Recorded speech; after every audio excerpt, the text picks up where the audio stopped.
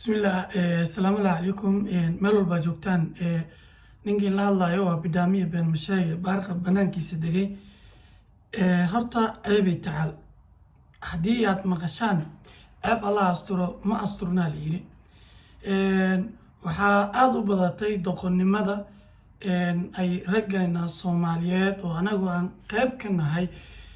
ka mid yihiin ay sameynayaan ficilo aada u xun kuwaas oo ay kula kacayaan dumarkeena Soomaaliyeed haddaba waxaa jirta dad fara badan oo ka gubtay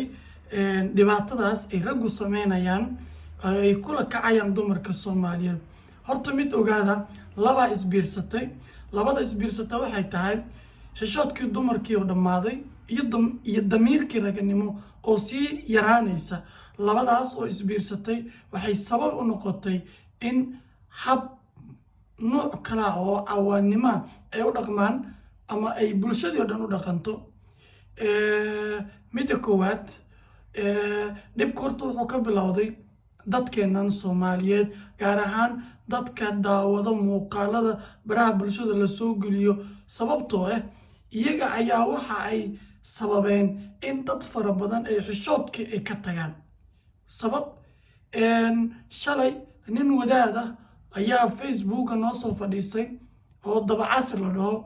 waxa uu ka bilaabay sheekadii in uu ka sheekeeyo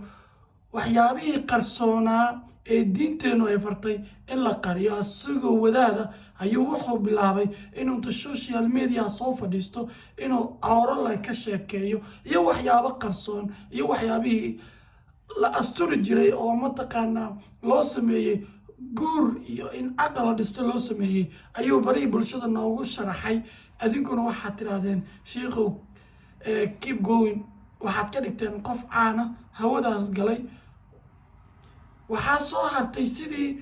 asagii markii la arkay oo ay raggii ninkaas soo dirsadeen dumarku waa inay kana qof soo dirsadaan si ay isaga bareejeeyaan waxay noo soo direen maama milyuun adinkuna waa mataqaanaa waxay rabtaa idin sharaxday idinkuna waa ku taageerteen waa taasaa hadda gaartay heer ay feedato oo xataa ay tiraahdo mararka qaarkood waa idin nacay diintii waxaa intaas gaarsiiyey waa annaka laakiin sheekhu markuu kow ka bilaabay cawrada haddaan dhihi lahayn sheekhow ilaahay ka cabso waxaa tahay kiina hanuuni lahaa sheekhow waxaa tahay kii wanaagga uga daysaleen jooji haddaad dhihi lahdeen ma uusan sii wadan dabacasirna halkaas ma gaadheen maama milyuunna inta soo baxdo ma feedateen oo idna ma daba raacdeen waxaa soo haray fanaaniinta fiiriya fanaanka hees soo qaadayo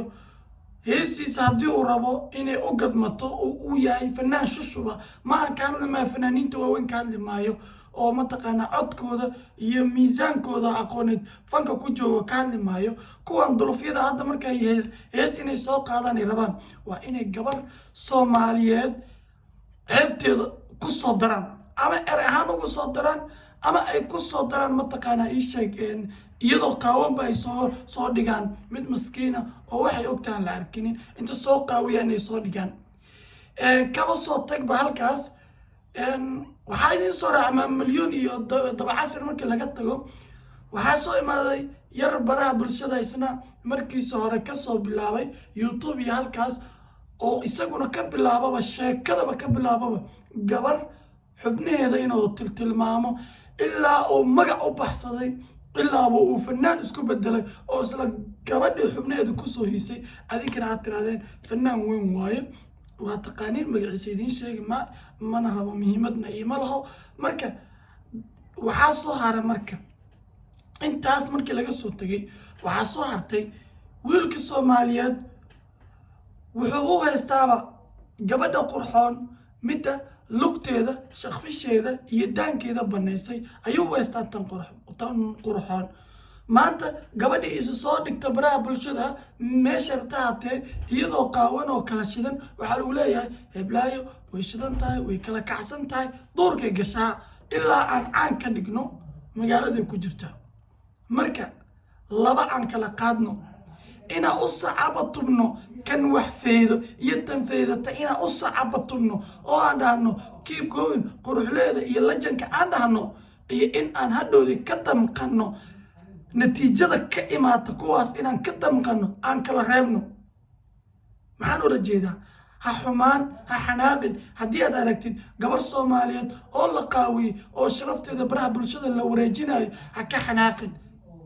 oo dheh mataqaanaa wax micnaa ma laho dheh ama aysan tillaabada koowaad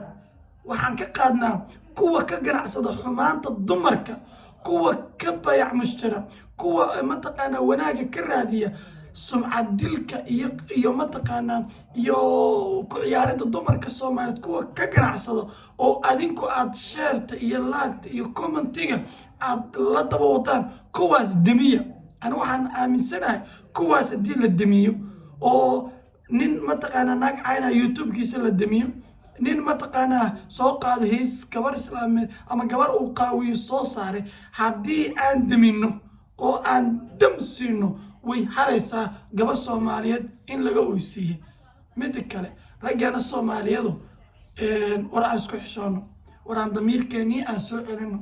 war gabadha aan guursanayno aan ku guursano tayo iyo wax iyo mataqaanaa iyo aqoon laakiin walaalkeeyo naa qaawan naa kuuma noqoto war adiga midaan kuu sheega see canugaaga hadhowdii haddii uu baraha bulshada ku arko habartiisoo qaawan ama niikinaysay canugaaga xataa ka feker maskaxdiisa sidoo noqon doonaa ma garanaysid soo maha anaa kuu sheegay aad buu u calool xumaanaya ficiis meel lama fadhiisanayo waxaa la leeyahay hooyadaha markaani jareed way niiki jirtay baraha bulshada dhex taalaa hadduu qiiqi keenana waa la serjin inta loo dhaho alla horkeena habartiisoo niikinayso midda kale dumarkeena soomaaliyeed waan ogahay shukaansigii inuu noqday cilmi dhagool oo mataqaanaa oo noqday itus itaabsi waan dareensanahay oo xikmadii iyo hal abuurnimadii iyo dareenkii ayaa mataqaanaa isha gabaabsi noqday waa garanaya laakiin waxaa ogaataa abaayo nin aad maanta jirkaaga xubin kamid ah oo kuu kuusan ama kuu nool ama kuu taagan aad ku heshay biri xubintaas markay dhammaato wuu kaa tegayaa mid kale oo xubintaas ka nool ayuu raadinayaa haddii aan hadalka kuu jilciyo haddii aad maanta adoo dhaxyarid ah nin ku hesho biri waad isbedelaysaa isku daysaa noqonaya isku days markaa noqotid wuu kaa tegayaa heblaayo kale oo kala daysa ayuu helayaa marka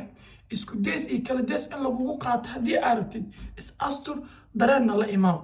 laakiin haddii aad kala xirnaan iyo kala days la-aan hadda wax ku raadiso isku days markaa noqotid celis ayaa noqonaysaa gurigaaga ayaa lagu celinayaa waad niyo jabaysaa suuqa ayaad galaysaa suuqa markaa gashida hadda waxaad noqonaysaa caragediye waa hore laga soo tegay hadda caragediyaa isticmaalo cidna ma isticmaasho baabuur kaloo cusub ayaa soo baxda soo maha walaashay waxaan ku dhihi lahaa micno isku sameey micno markaad isku samaysid naftaada ayaa dadka kalena micno u yeelanaysaa micnaheedu waxay tahay markaad naftaada anfacdid ayaad mataqaanaa naf kale mataqaanaa anfacaysaa tusaale yar haddii haddana mar kale ku siiyo ganacsatada dharka gadaan kaaga soo qaada dhar bay gadaan dhar badanay soo qaadayaan oo jumlo iyo noocyo kala duwan ayay ku soo qaadayaan dharkii way kala saarsaarayaan kuwa waxay yidhahdaan hesteromala waxaa la yidhaha kuwa waxa waaye kuwa fiican oo tooba waa la laalaabaa waa la sajaleeyaa waa la baceeyaa waxaa la saaraa iskafaalaha la saaraa kuwana waa jajab huudhay ayaa la dhahaa banaanka ayaa la dhigaa meelaha waratada oo mataqaanaa jidadka caadiga ayaa jawaanta lagu shubo ayaa la dhigaa dharka waa isku dhar magacay wada leeyihiin waa dhar markii la soo gadayay laakiin way kala tayo fiican yihiin ogow kan waratada ee banaanka lagu soo waray shay raqiis ayaa lagu gadaa oo ay ugu badnaatee in qofka xataa go-aankiisa loo yeeraa midda kale waratada ama dharkaas banaanka la keenay sababta banaanka loo keenay waxay tahay dadku xooga ku arkaa jidka ay marayeen ayaa loo dhigay kuwa kalena inta la laalaabay ayaa meel qaanad iskafaalo la saaray adiga oo raadinaya ayaa meesheedu ugu tagay dharkaas quruxda badan micnahay ku kala duwan yihiin waxay tahay micnaha loo kala yeeray tan waa la yaso waxaa la yidhi huudhee waa jidkaa lagu gadaa tanna heestara waayo way qurxoonta oo gooniyaa lagu dhigay taas marka dhar lacag qaali ayaa lagaa siinayaa laakiin tan adiga waxaa lagaa siinayaa wax aada u yaryar micnaheeda marka waxay tahay abaayoy haddaad huudhee iska dhigtid oo aad baraha bulshada isoo wartid qiimahaagu aad buu u yaraanayaa laakiin esther markaad tahay mataqaanaa xijaaban tahay mataqaanaa gurigaaga joogto kalsoonina aad qabto warkan shiinaha joogo shiinaha warkan ruushka joogay adigoo madiino jooga haddii ilaahay carabka ugu daray wuu imaanaa madiino suuqa wayna soo wareegaya arkaysaa ama ayse ahayn waxaan internet baaba soo gaabisay oo waad isfahantaan waad isguursanaysaan marka gabaday macna isku yaal macnaa yeela doontaa ageena Soomaaliyeed walaalayaal bajaajla iska noqdo ama tahriib ama meel kale noqdo walaalayaal gabar islaameed oo walaashay ha ka raadinin irsaq ceebteeda ha ka raadinin magac war kuwa badan oo waxa jiro gabdhaha inta soo qaawiyeen baraha bulshada soo dhigay haddana iyagu isqadiyay war walba ayada waa ceebaysay magac ku hel kii heblaay fiid hal ugu dhaxta magac ku hel isu soo dhigta war magac ma ku hel tayo kale kuma hel waxba kuma hel maxaad miskiintan u gashay marka maxaad saas ugu gashay walaalkeeyo ma garan kartid soma ana ku sheegay doqonnimo iyo nacasnimo ayaad waxaas oo dhan u samaysay hal mar dareenkaaga dib u celi war walaasha haddii saas la yeelo sidee noqon lahayd gabadhaada sidaas haddii la yeelo sidee noqon lahayd maada harsalayn soma faasaa qaadaleed waa dagaalami lahayd see u feedee marka gabar islaameed see u feedee gabar wiil la dhalatay see u feedee midna haddana iska badda halkaas haddana fiiri hooyo dhibkay kaa soo martay way ku soo xambaartay way ku umushay mataqaanaa isha karsaqaagay raayis way ku dhaqdo way ku meertay adigoo dulufa ay geesi haliyay kaa soo saartay adoo doqona ayay libax kugu haystay abaayaa kula dhalatay markaad banooniga jirtid wiilasha kaloo gabdhaha aan la dhalan ciyoonay ordaan guriga si ay wax u kariyaan laakiin adiga haddii gabar kula dhalatay guriga waxaa imaatay qadadii oo diyaara quraacdii oo diyaara cashadii oo diyaara meelaa jiifatid oo diyaara walaalkii waayaa lagu leeyahay dib isku fiiri xaajiyada baa guursatay waxaa lagu yiri maxaa la sheegay laba nin waraga waxa isdhaafay waa dumar sax haddii xaajiyada fiican tahay kor bay ku geysay aabbay kaa dhigtay naxariisay ku siisay dareen ku siisay ka noloshaadii qayb ka mid ay kaabisay dareenka ay kale xadiday waxay kaa dhigtay qof mustaqbal loo guri leh waa ka gudubtay aabbaad noqotay gabar baa dhashay